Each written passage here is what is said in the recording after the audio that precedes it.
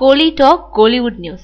நான் ஒரு முஸ்லீம், அதுக்காக பெருமைப்படுகிறேன் அப்படின்னு சொல்லியிருக்காரு யுவன் சங்கர் ராஜா. நான் இஸ்லாமத்தை பின்பற்றேன், அதுக்காக நான் பெருமைப்படுறேன்னு இசையமைப்பாளர் யுவன் சங்கர் ராஜா தெரிவிச்சிருக்காரு.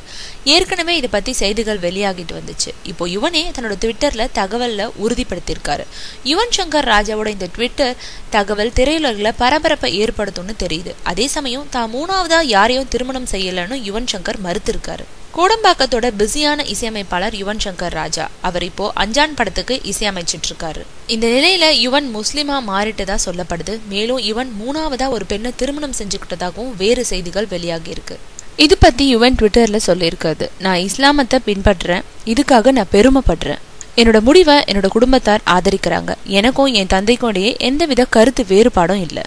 எனக்கு மூணாவது முறையா திருமணம் நடக்கல, அது பொய்யான தகவல்னு சொல்லியிருக்காரு.